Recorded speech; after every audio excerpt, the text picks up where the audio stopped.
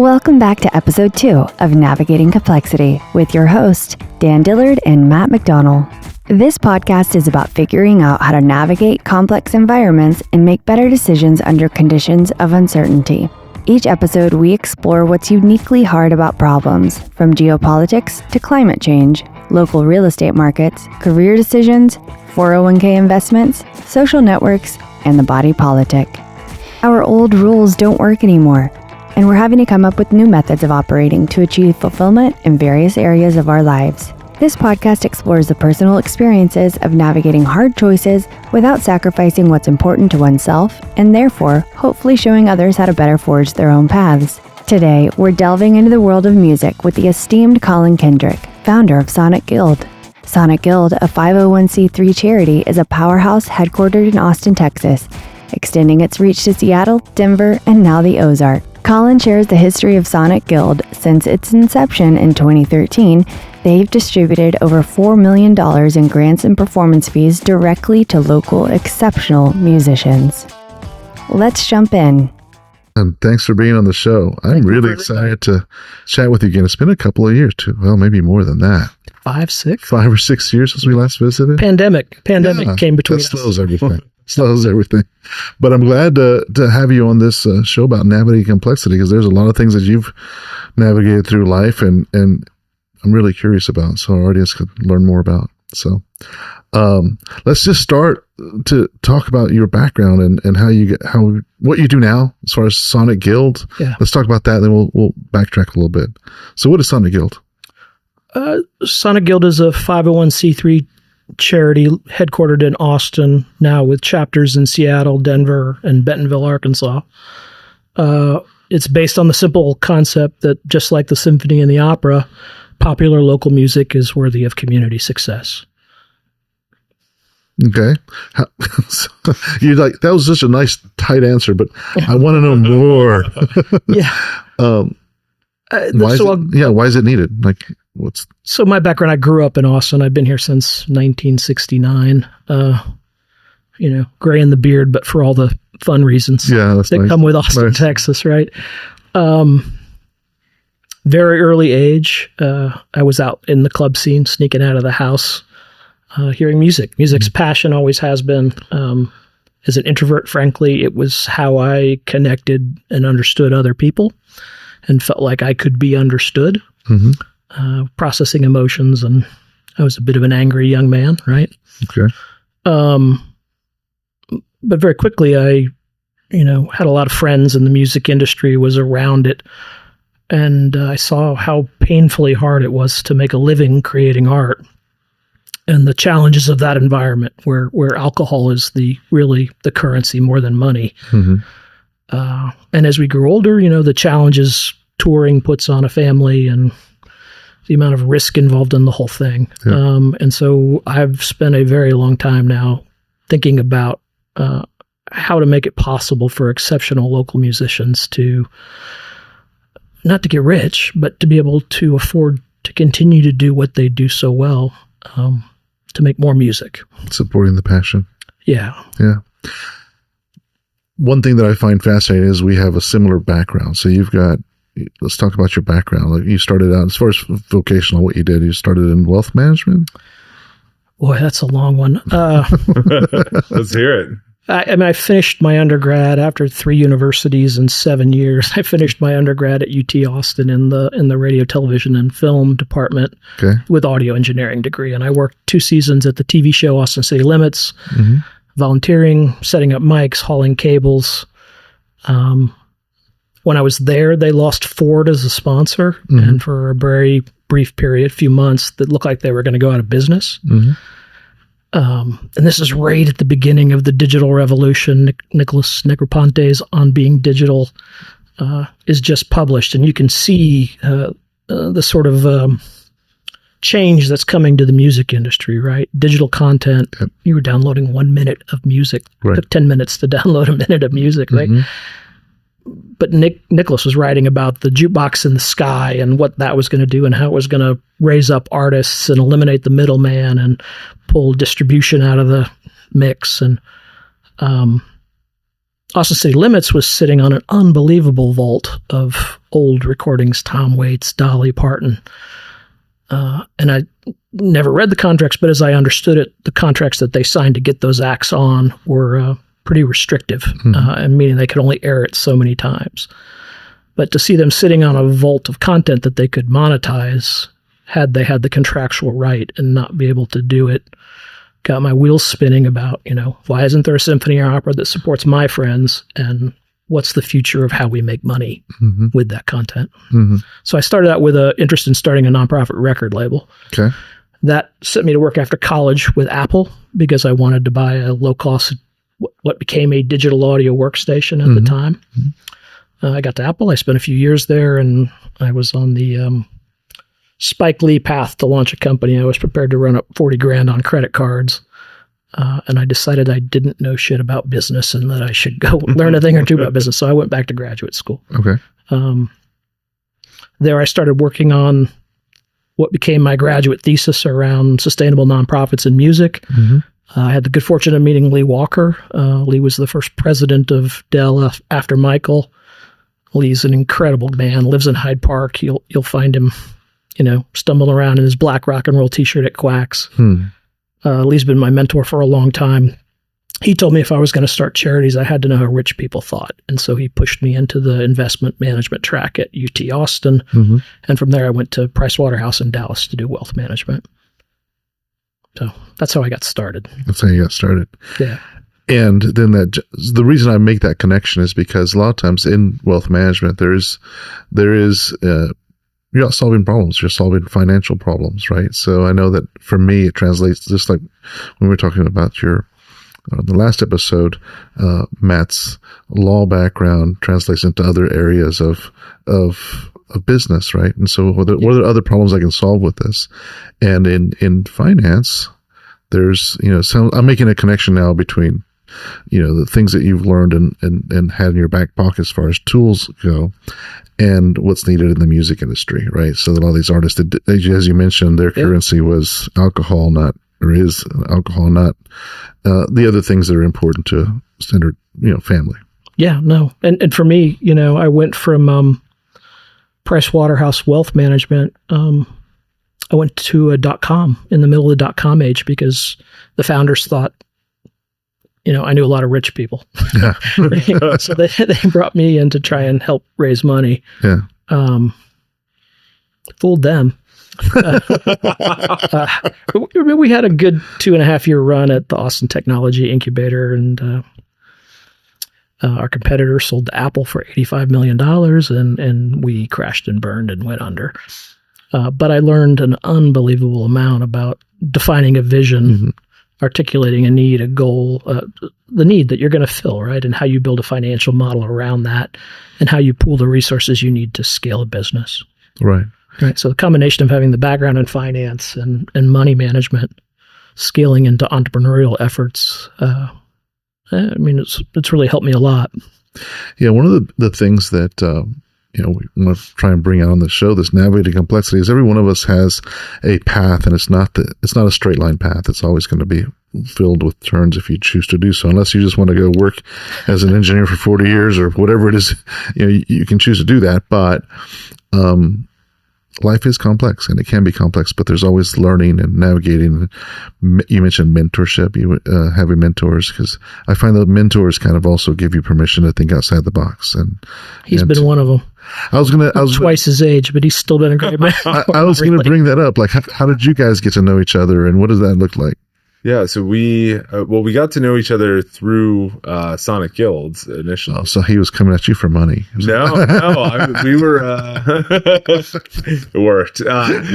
We were doing we were looking at the financials, right? Because I like that idea of the tool being a financial approach, right? And we were trying to figure out, and still are, how do you get money into musicians' pockets in order for them to continue their career. And so it was, I remember like puzzling over an Excel spreadsheet. I think was the first time I met you and Matt at a restaurant. So that was, I think that was the start of it. Yeah. We left, beat down, like just obvious stuff like, you're not paying yourself. How the hell is this sustainable? Right. And we were like, oh, yeah. I feel sheepish. Yeah, right.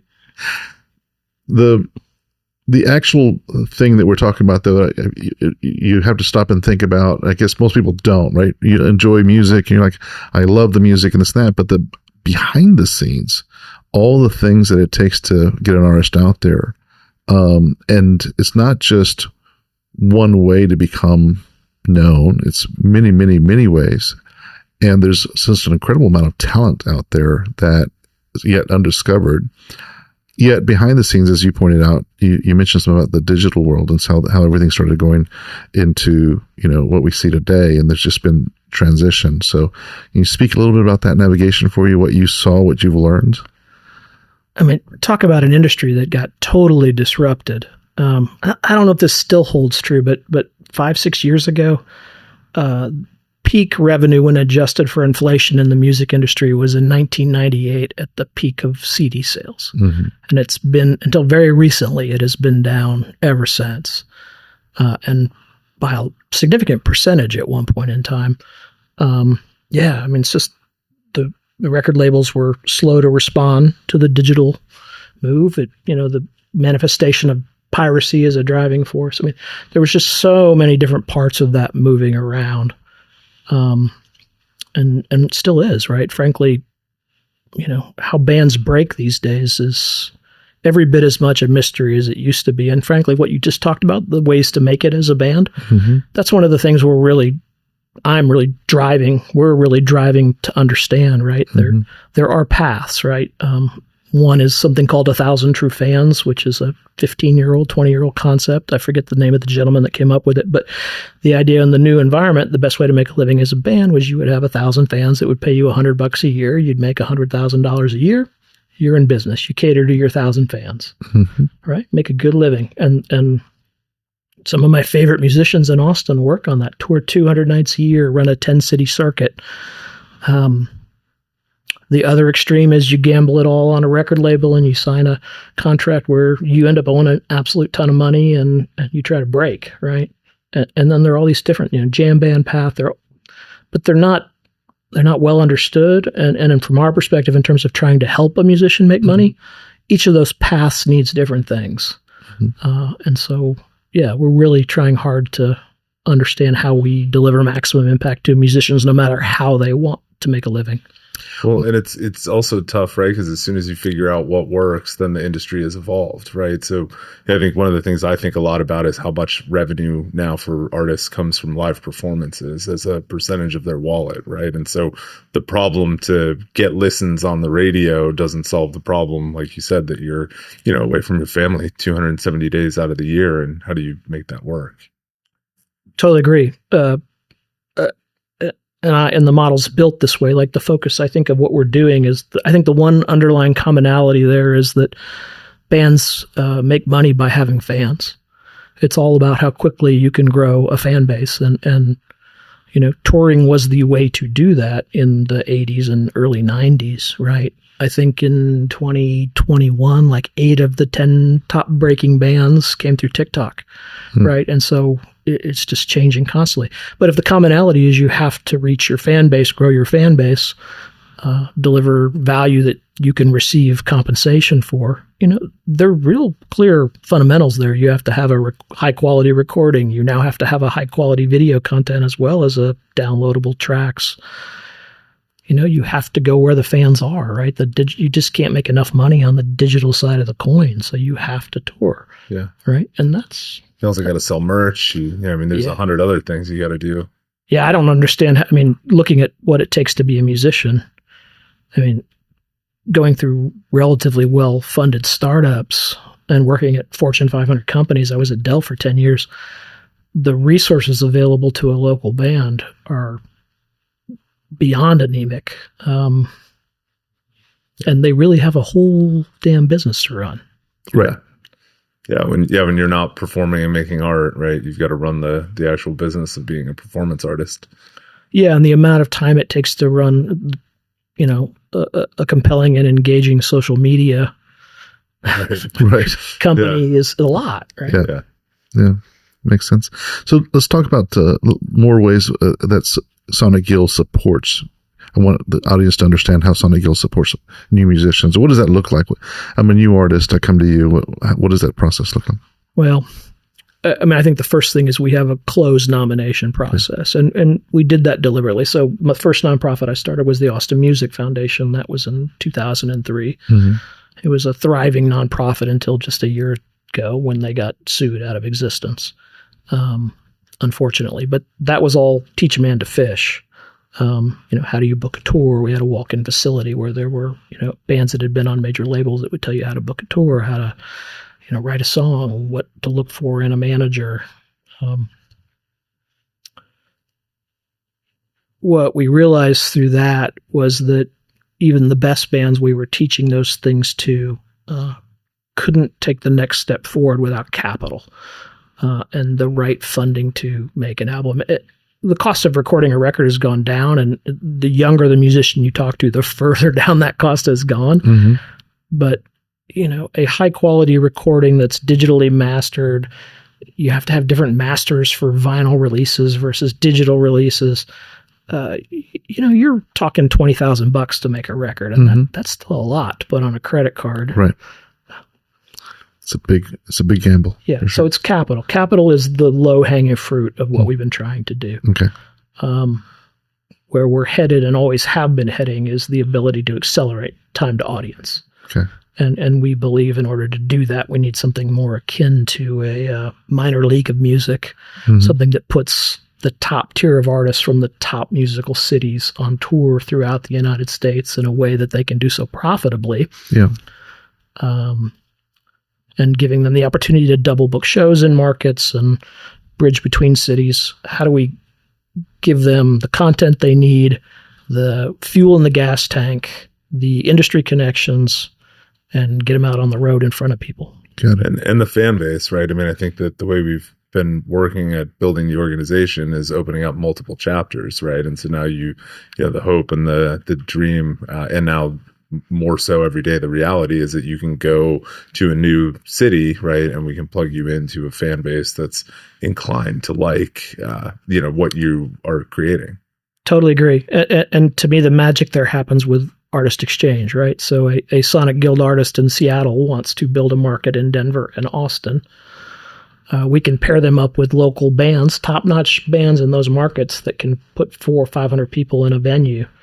And you take a band from Seattle that would have spent 3 years raising money and playing to 10 people and the bartender, 50 people, 100 people, 200 people, mm-hmm. each time going back to Seattle and working for 3 to 6 months to save up the money to come back. Right. We have the ability to immediately put them in a room with 400 or 500 people. So you just make the process more efficient. That's right. And look, if you're a 20-year-old musician and you really want to do that, if it takes you 7 years to do that, you're 27. Right. You're probably dating someone who wants a mortgage if you don't already have a mortgage, right? And so, yeah. I had never thought about musicians being much like startups, but they are. Essentially, they've got starting a business. They've got all those features. Recently started, I don't know why recently, but movies are the same way, right? You go do a production, every movie is its own franchise, and then if it does well, they do the second, but it's got all of the expenses, and then it just becomes that.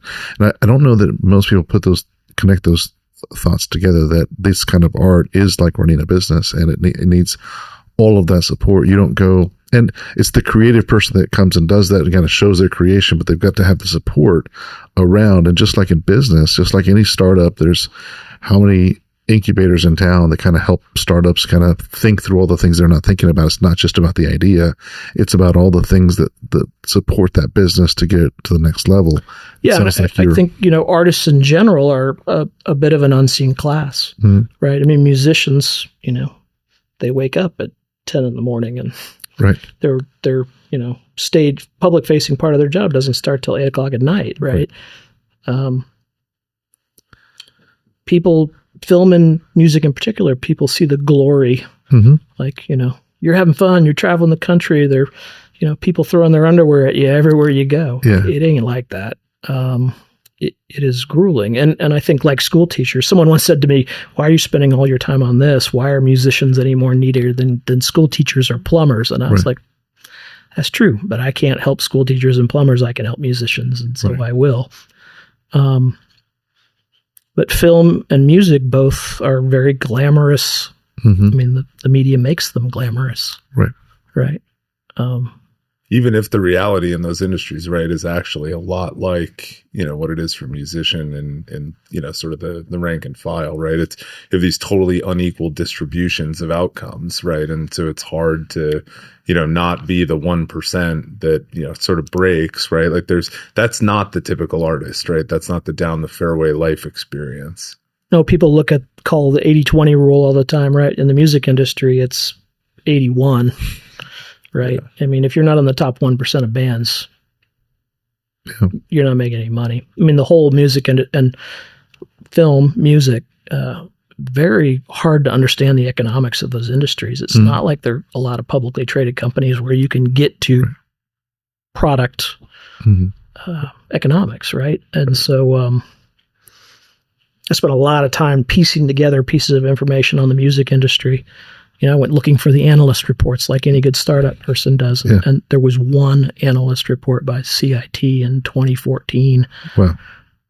And when they published that, they got just assaulted by the music industry. This is all wrong. You don't know what the fuck you're talking about. But it's still it basically said that the U.S. music industry is, $60, $70 billion industry. At the time it was 50, half recorded, half live, right? Obviously, there's some licensing in there, but it's a $50 billion industry. 10% of that through the value chain goes to bands and managers. $5 billion, right? Of that $5 billion, 80% goes to less than 1% of musicians, which basically means every musician that's not in that 1% is competing for a $1 billion market. Wow. Which at a Fortune 500 company, $1 billion company, employs 10,000 people. There are 8,000 working musicians in Austin alone. So this is it's a small industry. I mean, it's a third the size of Dell. Right. Yeah. We started talking about, okay, you don't come to you get nominated. Yeah. And then once you get nominated, is there like a mentorship program, or is there let's say I am a musician, I got nominated, and now I've got some of your benefits. Besides being introduced to other things, like, can you give me like a day in the life of, for example, what would I learn by being part of Sonic Guild as a musician? You have lots of opportunity by becoming one of our artists, right? I think at this point in Austin, after 12 seasons, we've funded, 90% of the Austin Chronicle's best new bands over the last 10 years. So we set out to deliver resources to the top 10% of bands, and we've done it. That being said, what we learned at the Austin Music Foundation is you could spend lots of resources and time trying to teach someone how to go to market. And frankly, it doesn't translate. Right. Either the industry is too opaque. It's all about who you know. It's where you are, right time, who you're opening for. All those things are more personal connections than insert flap A and slot B. Right. So we provide capital to do works. We provide well-paid gigs. We act as a broker to a lot of corporate events in town. Okay. Right? So we've been booking events with Dell and Deloitte and Whole Foods and GSD&M. Yeah, right. And so those are attractive gigs to a band. We have an advisory board of 35 folks in Austin that, I think there's 6 or 8 Grammy award-winning people, and they're people that have worked with Beyonce, David Bowie, Pearl Jam. I mean, the list of people they've been involved with is impressive. Right. And we've tried, we used to do this really cool thing called speed dating, right? We would bring in our 20 bands, 100 people, and we would bring our, 25, 30 advisors, and they would spend a whole day moving around and talking to, 10-minute conversations with all these people. We lost that in the pandemic. and we haven't re-embraced it yet, and partly because it wasn't working that well. Mm-hmm. Some bands would engage and swim, and man, they would benefit a lot. But a lot of bands were like, I don't know what to ask that person. I don't. Right. You put me down in front of Tim Palmer, who produced Pearl Jam 10. Like, I don't know what to ask Tim Palmer. Right. I'm intimidated, or they're too old, right? Mm-hmm. I mean, like, I'm a young kid, and this looks like yesterday's group of accomplished professionals, right? Yeah. Not to be insulting to those amazing, generous people. Right. Right. But the reality is, the community we've built here in town, I can largely get a musician in front of a lot of the decision makers in town, just out of goodwill. Like, everybody who's part of the Austin music economy is looking for our musicians to succeed. Mm-hmm. Kevin Womack is one of our advisors, manages Los Lonely Boys. Mm-hmm. Womack once said to me that the song is the key in the ignition of the car. So if you don't have a well-written song, you won't make it very far. Mm-hmm. So yeah, we're still too small. I mean, we have one full-time employee in Austin, Texas, right? We're in 4 cities. We have $2.5 million in revenue. We've doubled revenue every 3 years for 12 years, 27% CAGR. Yeah. Our costs are scaling, our margins growing, but we've been resource constrained, right? And Matt, you were asking about this before, like the whole idea of how we build a national infrastructure that makes it possible for chapters to be minimally staffed. Because the focus for us is all about generating margin dollars from the goods and services we deliver to the community, so that we can pass that through to bands and local music businesses. That was the thing that I was going to say, is that there's this, we've been talking a lot about the creative professional or the creative artist, and there's also this whole economy, right, that we're also supporting. And I think that was one of the big things that I learned in the pandemic about the music industry, was that, when the shows stopped, right, we were talking about alcohol sales earlier, there were all sorts of challenges, right? So I'd love to, maybe you could tell us a little bit more about that experience, but at least from my perspective, it was, it really highlighted to me how vital the venue infrastructure, the sound industry, right? Everybody who is sort of part of putting that show on, and that caused us to think differently about how we measured our impact, right? And that really putting dollars out into the community in a broader sense was a big part of the mission. Yeah. And we've deliberately built the business model here around delivering value to every stakeholder in the value chain, right? Because we deliberately do private events for the majority of our stuff, because I don't want to compete with the clubs in town, right? They need to be here. They need to be doing what they're doing, right? Mm-hmm. We're delivering to an older demographic at an earlier time of day. Still do that once a year. You used to do once a year annuals. Yeah, at Austin City Limits. Can you talk about that a little bit? You want to talk about it? I've been talking a lot. Yeah, sure. Yeah. So we have an annual ball, and we give away all of the grants that year for those artists, right? So this year was $252,000 that we gave away again. I think it was more like 272 with the sponsor dollars too. Yeah. So, it's a meaningful chunk of cash, and it's a great party, right? And the idea is we have this audience that we don't have every day of the year, right? We have, we do a smaller show, right? There's 100, 200 people, something like that. But when you can pack ACL and sell tickets and turn it into a member, generating kind of event, but also give this big audience to these bands, it's really fun. And, for me personally, I think we've talked about it a little bit, but there's no genre restrictions, right? And so you get to just see this sort of like kaleidoscope of Austin artists, right? In mixtape. Someone could make it to the mixtape. That's exactly right. Yeah. And you wouldn't see it anywhere else, right? That doesn't happen on another stage. You would see somebody you didn't know. And so seeing that now happening in Seattle and seeing that happen in Denver is really exciting. Yeah. Let's talk about scalability. How do you scale this? I'm gonna pimp that event more, because it literally, I mean, I grew up in this town. This is like one of the coolest events in town. There's no doubt. And we pushed Austin City Limits to let us put 2 stages in that venue, right? And so we have 18, 20 bands performing 2 songs each in a 4-hour period. And so we're shotgunning from one stage to the next and doing turnover and load in between, and we're giving out grants in the middle. It all goes very fast. And it's 20 bands. And I mean, this year was a real highlight for me. We had, I think, 4 punk rock bands. Yeah. to see my, 50-year-old generation of folks who, grew up on punk rock. Some of us did. Yeah. Rushing the stage at 11 o'clock.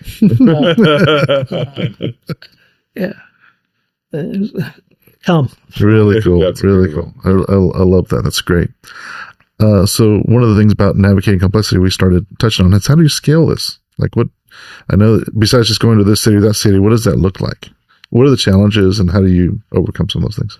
At least for me, the way I've always thought about it is it's sort of like a bet on the emergent properties of putting these different markets together, right? So we don't know. We have a rough hypothesis, right? We think that we're going to be able to put a tour together, right? We think that we're going to be able to attract donors that find that scale attractive, right? There's sort of a lot of things that we've been playing with and learning about, but the idea is, right, clearly you have more power to fulfill the mission if you have this, and maybe it's even a necessary condition of the mission to have that network of cities, right? And that's really what we're trying to build toward. So for me, it's sort of a bet on all of the good stuff that can come from creating that connective tissue, more than, it's a sole strategy, right, that we're executing against. Because I think we're already seeing that transportability. We're also seeing best practices emerge. It's sort of, what works in Seattle is different than what works in Austin, right? Or surprisingly, actually, to me. Yeah. So it's not, I think that's one of the big challenges, right? It's not totally standardized either. No, it's not. Pat myself on the back, but kind of one of the strengths of the business model is to launch a chapter, you need to find 100 people that will pay, $75 a month to go see a cool private concert, some with open bar, and to be in and around people in their age bracket that want to connect with music. And so many of our folks are folks that have a career or had kids and they lost touch with music. And in Austin, Texas, music is everywhere, but you pick up the Chronicle, there are 100 venues you've never heard about. There's almost 150 live shows a night in Austin, Texas. Wow. It's totally overwhelming. And when you go out to see those, you're the weird old guy at the back of the room. Mm-hmm. And it doesn't start till 11 o'clock, right? To me, it's very clear there's a demand amongst, working professionals, right, and diehard music fans. Mm-hmm. We priced this so that, the whole concept was to have a membership that someone working at Waterloo Records could afford. Like, they're probably already going to see 2 or 3 shows a month. Yeah. Right. We were trying to get people who really give a shit about local music. We call ourselves patrons of local music, right?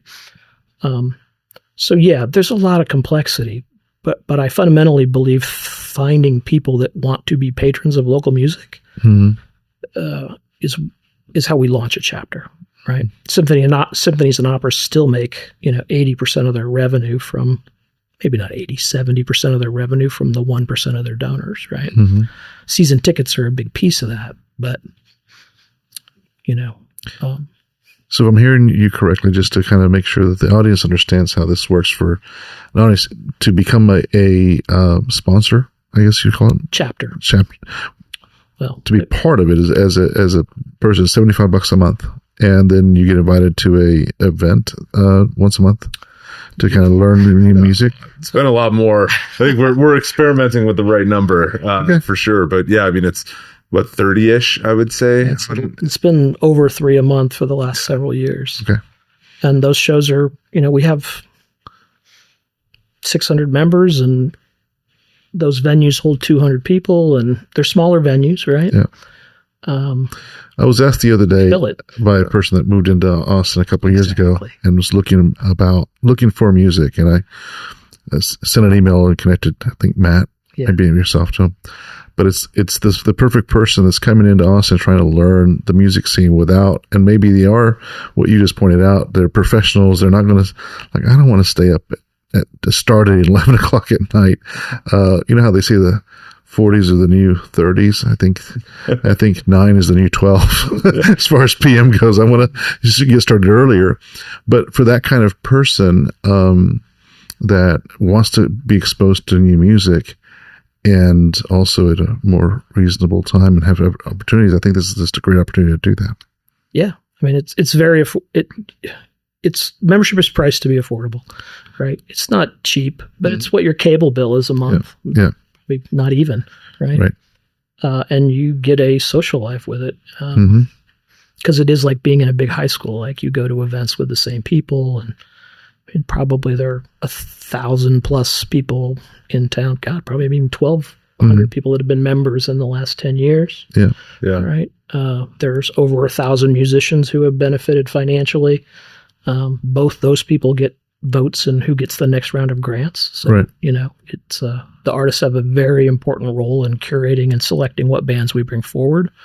So it's a curated, high quality experience. And, it's a pretty amazing group of people. I mean, we had the head of artificial intelligence for Microsoft as a member, the head of product for Dell. I can remember distinctly watching some air guitar going on at the back of the Blackboard that I thought was fucking great. Like, Yeah. It's interesting too. It's for me, it's a sort of the other differentiator is the respect to the artists, right? Yeah. People are there to listen to the artists, right? And so I've seen artists at Black Fret and then out in a club on my own, and trying to hear what they're saying, right, with a bunch of people talking is super frustrating. And so, at least for me, I love the atmosphere that it creates, right? It's more of a listening room with a band, right, or a rock concert where everybody's just 100% engaged in what's going on stage. It's becoming a bit of a sales pitch here. Can I take a different approach on this? One point of clarification before you do that. Yeah. For people that wonder what Black Fret was, because you mentioned Black Fret, it's the old New Sonic Gill. Yeah, we started out as Black Fret. But yeah, jump into the next approach. Well, I just wanted to. The reason we're the reason how we got to Black Fret and are no longer Black Fret are both interesting, right? So I'll if you don't mind, right? Yeah. So we were starting this. We were quoting Spinal Tap. What's the most rock and roll term? Black, none more black, right? So we were like, okay, black, and then we started thinking about something that supported music and the creation of music, and we came up with fret. The metal bars on the neck of a guitar that are a pillar that help you create music. It's always there. You know where it is, right? And so that's how we got to Black Fret. Found out later that they don't exist. There's no metal that can sustain a metal on metal vibration and not shine. And so it was sort of the unicorn of the Northern European heavy metal scene. Everyone was looking for Black Fret, so they didn't exist. So we took it, we ran with it. We expanded into Seattle, Denver, right? So George Floyd happened in the middle of that. Black Lives Matter. Turns out a lot of people don't know what a fret is. Yeah. And so we were black to worry. They took it as the verb fret. I see. And so people thought we were a social justice organization. And so it just meant we were explaining the name over and over again. And as you see, it takes a minute to do it. So, right. Interesting. Yeah. So the whole question about how we launch and scale this, right? And we're still figuring out the equation to do it quickly, more quickly, right? But the belief is that there is a group of donors that make a chapter possible. That enables events, that enables grants to local bands. It kicks up this community information gathering that helps us find the best bands in town. And Don Pitts, senior vice president of Gibson, once referred to us as the fantasy football of local music, because you have 1,000 musicians and 1,000 members trying to convince everybody to vote for their favorite bands, right? That's sort of the core simplicity of how you launch a new chapter. The big picture here is that, the baby boomers are aging out, and we're coming up, as you know well, on the largest wealth transfer in the history of the world in the next 20 years. Symphonies and operas are struggling with the graying of the audience, and I definitely wish them well, but it's a challenge. They're trying to find ways to engage younger audiences. Yeah. We are that younger audience, right? And we, by the nature of being live music, local music, we stay that way. Right. Because you have to be willing to go out into places that sometimes smell like piss. So a huge transfer of wealth, and one of our funders is the Walton Family Foundation, and part of what has made that possible is that increasingly the grandchildren of Mr. Walton are helping allocate money, right? And so there is a whole new younger generation of philanthropists that are taking control of significant institutional assets, and we're having some good luck. So, and then there are pet projects, right? We have a number of donors that are funding like a week-long retreat at a recording studio with 5 bands and 5 producers, and we have another that's funding producers grants where we let producers pick bands that they want to work with, and so it's this combination of a easy entry, huge opportunity, and the ability to sort of follow the trends of donor advised funds and DAFs and things that are giving donors more control of how their money is put to use. Yeah. I definitely am hearing the navigating complexity through this whole issue, right? I'm hearing we started this episode with, here's all the ways behind the scenes that artists struggle.